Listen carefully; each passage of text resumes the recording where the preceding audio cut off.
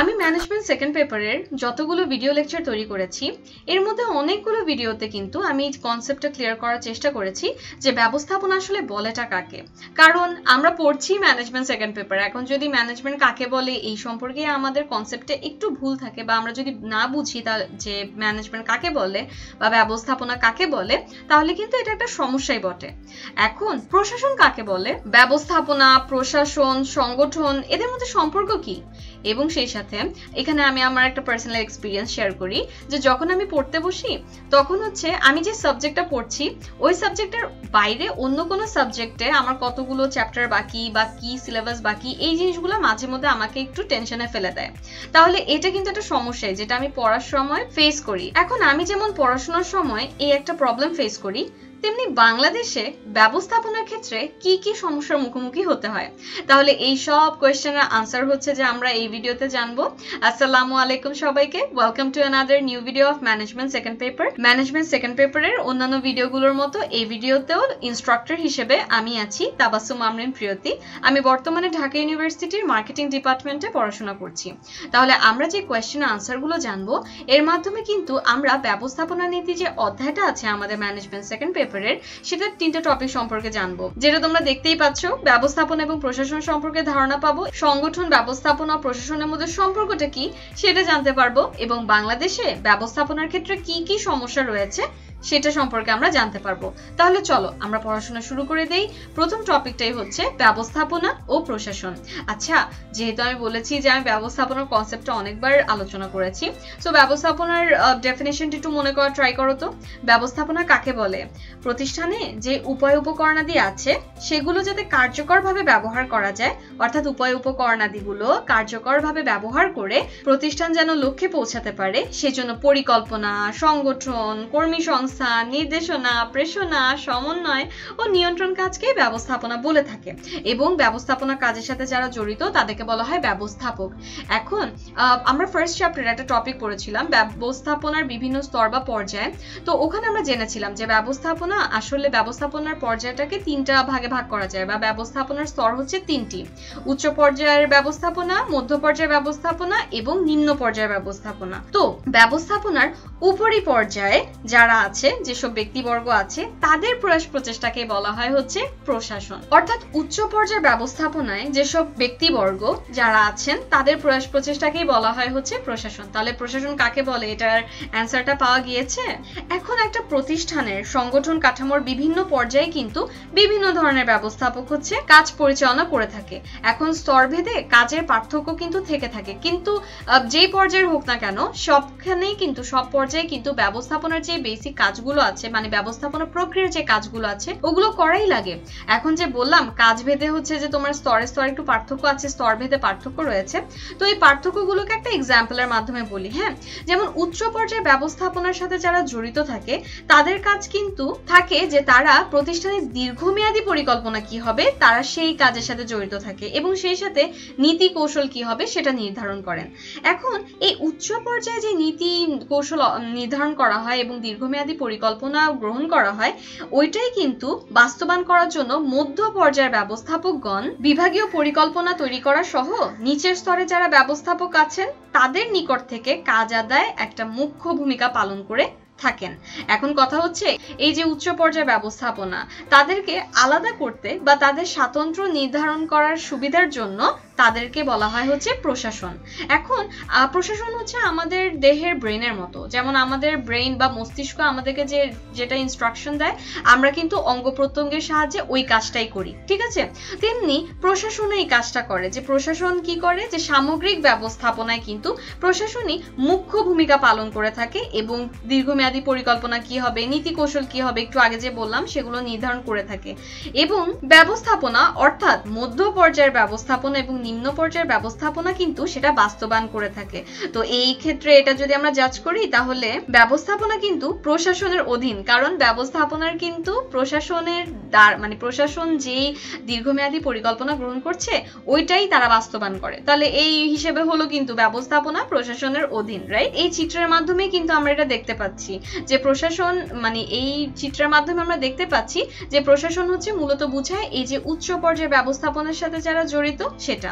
আর ব্যবস্থাপনা হচ্ছে মধ্য পর্যায়ের ব্যবস্থাপনা আর নিম্ন পর্যায়ের ব্যবস্থাপনার সাথে যারা জড়িত এই অংশটাকে হচ্ছে ব্যবস্থাপনা বলা হচ্ছে।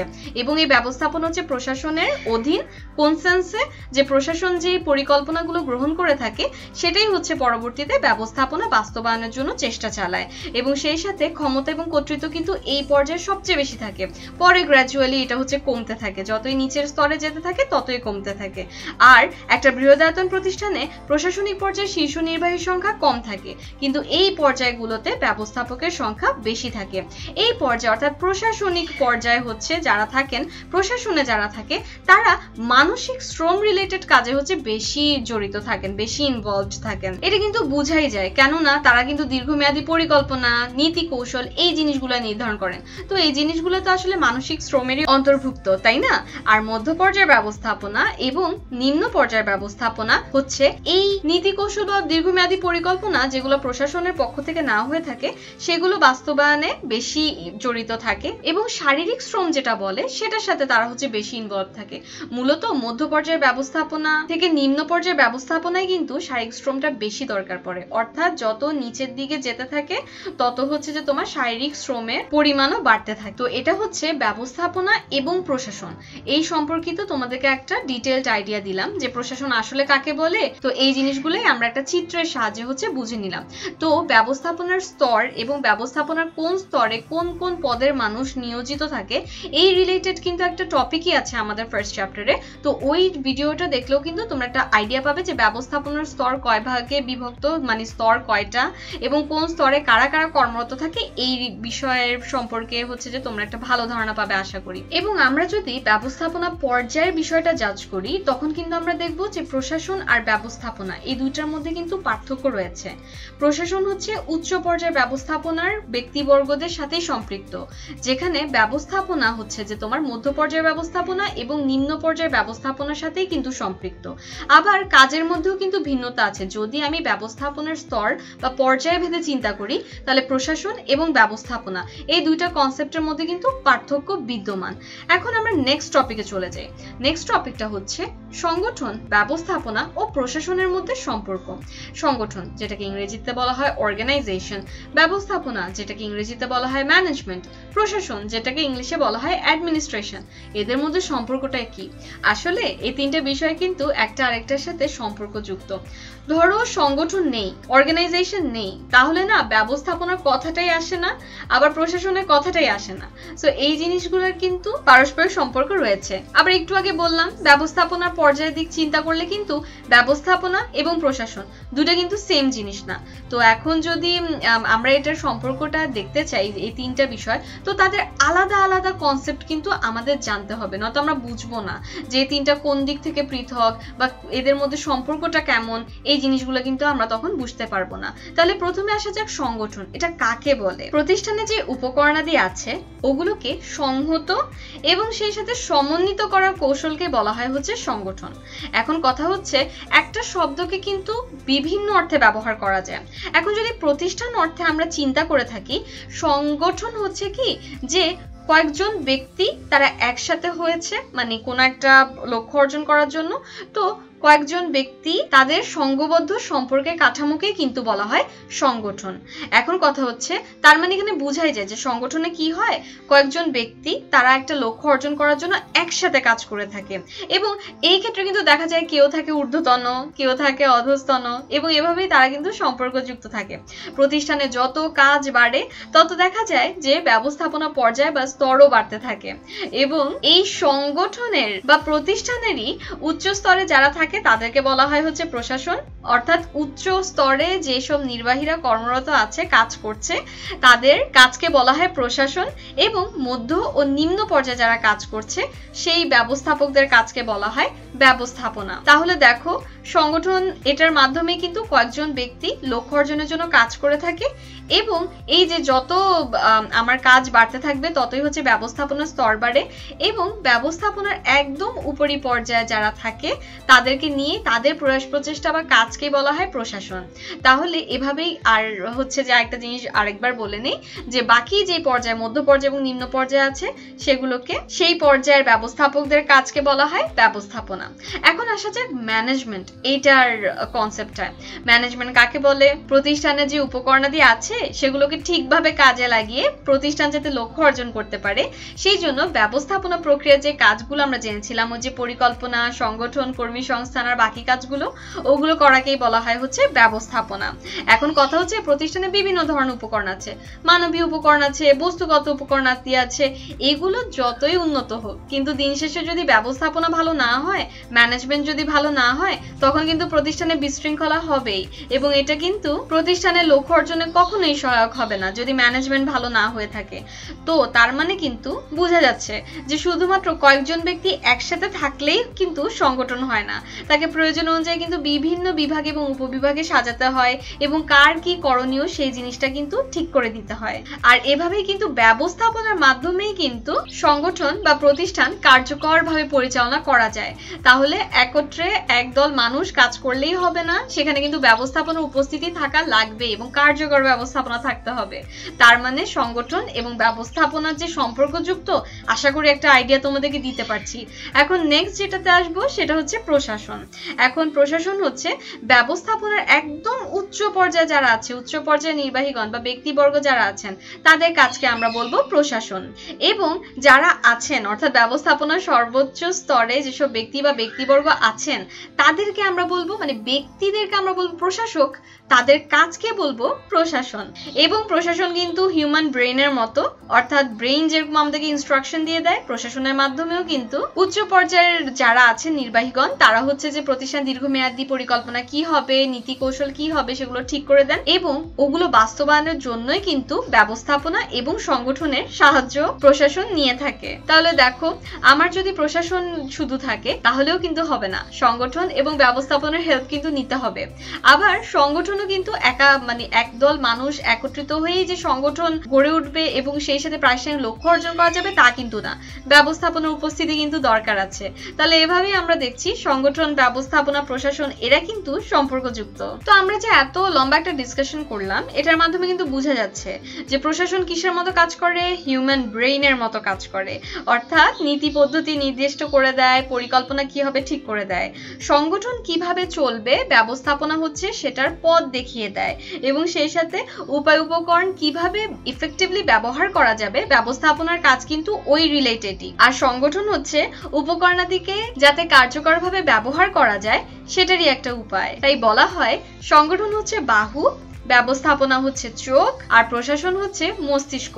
অর্থাৎ মস্তিষ্কের মতো প্রশাসনও হচ্ছে দিক নির্দেশনা দিয়ে দিবে, নীতি নির্ধারণ করে দিবে, এরপরে ব্যবস্থাপনা হচ্ছে নির্দেশ করবে যে কিভাবে উপায় উপকরণাদি ঠিকঠাকভাবে কার্যকরভাবে ব্যবহার করা যাবে এবং সংগঠন হচ্ছে যে উপকরণাদিকে কার্যকরভাবে ব্যবহার করার চেষ্টা করবে। অর্থাৎ ব্রেইন যেরকম আমাদেরকে করণীয় নির্দেশ করে দেয়, প্রশাসনও সেভাবে নির্দেশ করে দিবে যে কোনটা কি করতে হবে, দীর্ঘমেয়াদী পরিকল্পনা কি হবে। চোখের মাধ্যমে যেমন আমরা বুঝতে পারি যে আমাদের কোন দিকে এখন যাওয়া উচিত, তেমনি ব্যবস্থাপনাও নির্দেশ করে দিবে যে কিভাবে উপকরণাদিকে কার্যকরভাবে ব্যবহার করা যাবে। এবং বাহুর মাধ্যমে যেরকম আমরা কাজগুলো করে থাকি তেমনি সংগঠন একটা উপায় উপকরণাদিকে কার্যকরভাবে ব্যবহার করার ক্ষেত্রে। আশা করি এই তিনটা বিষয়ের সম্পর্ক কি এই কোশ্চেনের আনসার আমি তোমাদেরকে বুঝাতে পেরেছি। এখন moving forward to the next topic. এখন আমরা জানবো যে বাংলাদেশের ব্যবস্থাপনার ক্ষেত্রে কি কি সমস্যা রয়েছে। প্রথমেই আসা যাক প্রতিযোগী ব্যবসায় পরিবেশের অভাব। আচ্ছা, এর আগে একটা কথা বলি যে বাংলাদেশের ব্যবস্থাপনার ক্ষেত্রে সমস্যা কিন্তু আছে। দেখো, ম্যানেজমেন্ট ফার্স্ট পেপারের এটা একটা টপিক ছিল যে মানে এক মালিকানা ব্যবসা, এটা একটা চ্যাপ্টারই আছে। তো এখন কথা হচ্ছে যে ওখানে পড়ার কথা যে আমাদের বাংলাদেশে যত ব্যবসা প্রতিষ্ঠান আছে বা আমাদের যে ব্যবসাগুলো গড়ে উঠেছে বেশিরভাগ মানে অনেক বেশি পরিমাণের ব্যবসা হচ্ছে এক মালিকানা ব্যবসা। তো ওই এক মালিকানা ব্যবসায় না আসলে ব্যবস্থাপনা আর হচ্ছে মালিক যে আলাদা থাকবে, আলাদা সত্তা থাকবে, এই ব্যাপারটা কিন্তু ওখানে হয় না। তো এখন কথা হচ্ছে যে ব্যবস্থাপনার যে চর্চাটা সেটা কিন্তু তাহলে হচ্ছে না যতটুকু হওয়া দরকার। আবার সেই সাথে ব্যবস্থাপনার মান, ব্যবস্থাপনার উন্নয়ন হওয়া, এই জিনিসগুলো তো এক মালিকানা ব্যবসায় তেমন একটা গুরুত্ব পায় না, কেননা এখানে তো মালিক আর হচ্ছে ব্যবসা এটা হচ্ছে অভিন্ন সত্তা, তারা সেমই, তাই না? আর বাকি যে বৃহদায়তন প্রতিষ্ঠানগুলো আছে সেখানে অনেক অনেক সময় হয় কি যে যারা ব্যবস্থাপনা বিষয় তেমন একটা পড়েনি, মানে যাদের ওই রিলেটেড কোন তাত্ত্বিক জ্ঞান নেই, থিওরিটিক্যাল নলেজ নেই, তাদেরকেও ব্যবস্থাপকের ভূমিকা দেওয়া হচ্ছে। তো এর ফলে তারা তো ওই থিওরিটিক্যাল নলেজটা তারা হচ্ছে যে জানে না, এরপরেও ব্যবস্থাপকের দায়িত্ব যখন তারা পাচ্ছে, কিছু অদক্ষতা তো তখন থেকেই যাচ্ছে এবং আলটিমেটলি ব্যবস্থাপনার ক্ষেত্রে কিন্তু তখন সমস্যা সৃষ্টি হচ্ছে। তাহলে এই জিনিসটা কিন্তু এগ্রি করতেই হয় যে বাংলাদেশে হ্যাঁ ব্যবস্থাপনার ক্ষেত্রে বেশ কিছু সমস্যা কিন্তু বিদ্যমান। তো স্পেসিফিক্যালি কিছু পয়েন্টগুলো আমরা এখন জানবো যে কি কি সমস্যা। প্রথমত, প্রতিযোগী ব্যবসায় পরিবেশের অভাব। এখানে কি হয় যে আমাদের দেশে হচ্ছে একচেটিয়া ব্যবসায় পরিবেশ বিদ্যমান এবং একজন মানুষ সে হচ্ছে যে তার তাত্ত্বিক জ্ঞান নেই ব্যবস্থাপনা বিষয়, সেও ব্যবস্থাপক হয়ে যাচ্ছে। তো এর ফলে তো অদক্ষতা দেখা যাবেই এবং নতুন নতুন ব্যবসায় প্রতিষ্ঠান বা প্রতিযোগী পরিবেশ গড়ে ওঠা, এই জিনিসগুলো ব্যবস্থাপনা উন্নতিতে ভূমিকা রাখে। কিন্তু আনফরচুনেটলি এই জিনিসগুলো আমাদের দেশে হয়ে ওঠেনি, অর্থাৎ নতুন নতুন ব্যবসায় প্রতিষ্ঠান গড়ে ওঠার ক্ষেত্রে বা প্রতিযোগী পরিবেশ গড়ে ওঠার ক্ষেত্রে এখনো আমাদের দেশ পিছিয়ে। তো এই কারণে হচ্ছে যে ব্যবস্থাপনার উন্নয়ন তেমন একটা হচ্ছে না, যেটা একটা সমস্যাই বটে। নেক্সট হচ্ছে পেশা হিসেবে মর্যাদার অভাব। এটা হচ্ছে উন্নত বিশ্বে কিন্তু দেখা যায় যে ব্যবস্থাপনা পেশা হিসেবে যথেষ্ট মর্যাদা পাচ্ছে, কিন্তু আমাদের দেশে এটা এখনো পেশা হিসেবে স্বীকৃতি পায়নি। তো এই জন্য খুব ইজিলি মানুষ হচ্ছে যে ম্যানেজার হয়ে যাচ্ছে, যেখানে তার ম্যানেজার বা ম্যানেজমেন্ট রিলেটেড প্রাথমিক জ্ঞানও নেই। তো এর ফলে কিন্তু এটা পেশা হিসেবে মর্যাদার অভাব যে দেখা যাচ্ছে ব্যবস্থাপনার ক্ষেত্রে আমাদের দেশে, তো এটাও কিন্তু দেখা যাচ্ছে যে ব্যবস্থাপনার ক্ষেত্রে একটা সমস্যা আমাদের বাংলাদেশে। এবং যেহেতু অনেক অদক্ষ মানুষও ম্যানেজার হয়ে যাচ্ছে, এর ফলে কিন্তু ব্যবস্থাপনার যে মানোন্নয়ন সেটা কিন্তু ক্ষতিগ্রস্ত হচ্ছে। নেক্সট হচ্ছে সহযোগী প্রতিষ্ঠানের অভাব। আচ্ছা, আমাদের দেশে ব্যবস্থাপনার উন্নয়নের জন্য যে সহযোগী প্রতিষ্ঠান দরকার সেটার কিন্তু বড়ই অভাব। আমাদের দেশে হচ্ছে ব্যবসায় প্রশাসন কেন্দ্র, যেটা হচ্ছে আইবিএ নামে পরিচিত, Bangladesh institute of management, Bangladesh লোক প্রশাসন প্রশিক্ষণ কেন্দ্র, এগুলোর মতো কয়েকটা প্রতিষ্ঠান আছে, বাট তেমন একটা না, এদের কার্যক্রম হচ্ছে তেমন একটা বিস্তৃত না, মানে যতটুকু দরকার ব্যবস্থাপনার উন্নয়নে সেটা না আনফরচুনেটলি। এবং এর ফলে দেখা যায় কি যে বাংলাদেশে ব্যবস্থাপনার ক্ষেত্রে এটাও একটা সমস্যা যে সহযোগী প্রতিষ্ঠান নেই। এবং বিশ্ববিদ্যালয় পর্যায়েও কিন্তু এই যে ব্যবস্থাপনা মানে ম্যানেজমেন্ট বিষয়টা, এইটার যে তাত্ত্বিক জ্ঞানের যে কারিকুলাম আছে সেটাও কিন্তু খুব বেশি যে যথেষ্ট এটাও কিন্তু না। সো এই জন্য বাংলাদেশে ব্যবস্থাপনার ক্ষেত্রে এটাও একটা সমস্যা, সহযোগী প্রতিষ্ঠানের অভাব বিদ্যমান। নেক্সট হচ্ছে দক্ষ ব্যবস্থাপকের অভাব। বাংলাদেশে দক্ষ ব্যবস্থাপকের অনেক অভাব রয়েছে, যেখানে হচ্ছে যে দেখা যাচ্ছে যে যার থিওরিটিক্যাল নলেজ নেই ম্যানেজমেন্ট সম্পর্কে, প্রাথমিক জ্ঞান নেই, তাকেও ম্যানেজার বানিয়ে দেওয়া হচ্ছে। এখন এরকম হয় না যে আমরা যারা স্টুডেন্ট আছি আমরা বেশ কয়েকটা সাবজেক্টে অনেক ভালো, আবার কয়েকটা সাবজেক্টে আমরা একটু খারাপ। এখন ম্যানেজার যিনি থাকেন তারও কিছু ভালো গুণ থাকে, আবার হচ্ছে কিছু দোষও থাকে। এখন যদি গুণের কথা একদমই বলা না হয়, খালি দোষের কথাই বলা হয়, তাহলে কিন্তু এটা ব্যবস্থাপককে কি করে, নিরুৎসাহিত করে তার কাজের ক্ষেত্রে। তো এই জিনিসটা না আমাদের দেশে হয় কি যে যারা হচ্ছে অনেক ভালো ম্যানেজার তাদের দোষগুলোকে অনেক বেশি হাইলাইট করা হয়, কিন্তু আনফরচুনেটলি তাদের ভালো গুণগুলোকে তেমন একটা ফোকাস করা হয় না। তো এর ফলে হচ্ছে যে যারা দক্ষ ব্যবস্থাপক তারা হচ্ছে নিরুৎসাহ বোধ করে, আবার বাকি যারা আছে যারা ব্যবস্থাপক হতে চায় তারাও কিন্তু তখন একটু নিরুৎসাহ বোধ করে। যদি দোষ ত্রুটি গুলো সাইডে রেখে ভালো দিকগুলোর প্রচারণা বেশি করা হয় তাহলে কিন্তু বাকিরাও উৎসাহ পেত। তো এই জন্যই দেখা যায় যে এই সকল কারণেও কিন্তু দক্ষ ব্যবস্থাপকের অভাব রয়েছে আমাদের দেশে, এবং এটাও অবশ্যই বাংলাদেশের ব্যবস্থাপনা একটা সমস্যার মধ্যেই পড়ে। আরো বেশ কয়েকটা সমস্যা আছে যেটা আমরা এখন জানবো। তো সেটা হচ্ছে আধুনিক দৃষ্টিভঙ্গির অভাব। যে জিনিসটা হয় যে আমাদের দেশে যারা মালিক পক্ষ আছে, শ্রমিক কর্মচারী, ব্যবস্থাপক, তো সবাই না মানে যেটা হয়ে আসছে ওই গতানুগতিক মানসিকতার অধিকারী। আধুনিক ব্যবস্থাপনা পদ্ধতি সম্পর্কে যে কেউ জানবে, রিসার্চ করবে, গবেষণা করবে, সেই ব্যাপারে কেউই হচ্ছে সচেতন না তেমন একটা। এর ফলে দেখা যায় কি যে ব্যবস্থাপনার ক্ষেত্রে যে উদ্যম, উৎসাহ, নতুন চিন্তা, গবেষণা, তো এই জিনিসগুলো যে অনুপস্থিত, এর ফলে অদক্ষতা বৃদ্ধি পাচ্ছে এবং সেই সাথে নতুনত্ব আসছে না, আপগ্রেড হচ্ছে না। যখন আমরা একটা মোবাইল এটার আপগ্রেড ভার্সনটা ইউজ করি তখন নতুন নতুন ফিচার অ্যাড করে না, তো সবকিছুতেই তো একটু গবেষণা দরকার, নতুনত্ব আনা দরকার। কিন্তু যেহেতু গতানুগতিক মানসিকতার অধিকারী আমাদের দেশের যারা মালিকরা আছে, শ্রমিকরা আছে, তারপরে হচ্ছে ব্যবস্থাপকরা আছে তারা, তো এই জন্য না আধুনিক দৃষ্টিভঙ্গির অভাবের কারণে এই দেখা যায় যে ব্যবস্থাপনায় অদক্ষতাও দেখা যায়, আবার একটা স্থবিরতাও সেটাও কাজ করে। নেক্সট হচ্ছে প্রশিক্ষণের অভাব। এখন আমাদের দেশের ব্যবস্থাপনার কথা যদি বলি, তাহলে ব্যবস্থাপনার মান উন্নয়ন করার জন্য না কোনো প্রশিক্ষণ ব্যবস্থা তেমন একটা মানে খুব ইফেক্টিভ প্রশিক্ষণ ব্যবস্থা কিন্তু গড়ে ওঠেনি।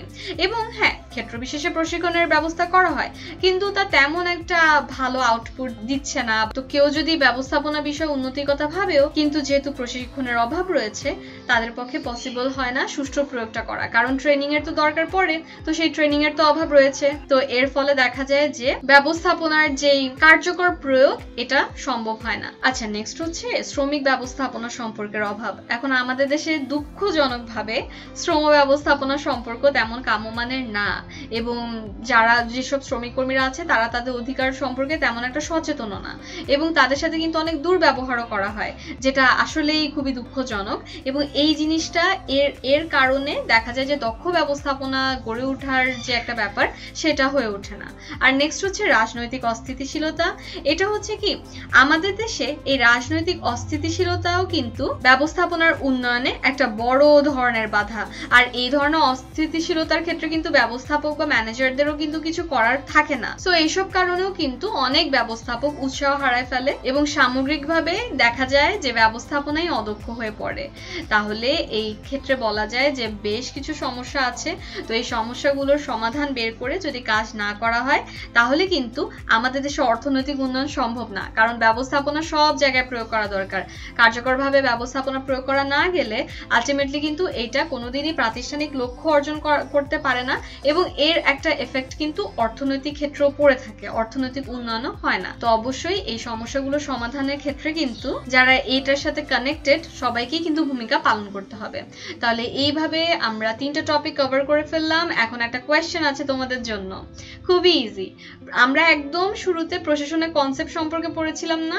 তাহলে ওই রিলেটেড একটা কোয়েশ্চেন, ব্যবস্থাপনার কোন পর্যায়ের অধিষ্ঠিত ব্যক্তি বা ব্যক্তিবর্গের প্রয়াস প্রচেষ্টাকে প্রশাসন বলা হয়? উচ্চ পর্যায়ে, মধ্য পর্যায়ে, নাকি নিম্ন পর্যায়ে? যাদের যাদের মনে আছে প্রশাসন কাকে বলে, তাদের কিন্তু এই কোয়েশ্চেনের আনসারটা পারার কথা। তাহলে যাদের মনে হচ্ছে নিম্ন পর্যায়ে, অ্যান্সার কারেক্ট হয়নি। যাদের মনে হচ্ছে মধ্য পর্যায়ে, তাদেরও অ্যান্সার কারেক্ট হয়নি। এবং তাহলে এখন বুঝাই যাচ্ছে যে উচ্চ পর্যায়ে যারা ভাবছে যে ব্যবস্থাপনা উচ্চ পর্যায়ে অধিষ্ঠিত ব্যক্তি বা ব্যক্তিবর্গের প্রয়াস প্রচেষ্টাকে প্রশাসন বলা হয়, কংগ্রেচুলেশনস, তোমাদের অ্যান্সার হচ্ছে একদম কারেক্ট। তাহলে কে কে একদম কারেক্ট অ্যান্সার দিয়েছো কমেন্ট সেকশনে কিন্তু আমাকে জানাতে পারো।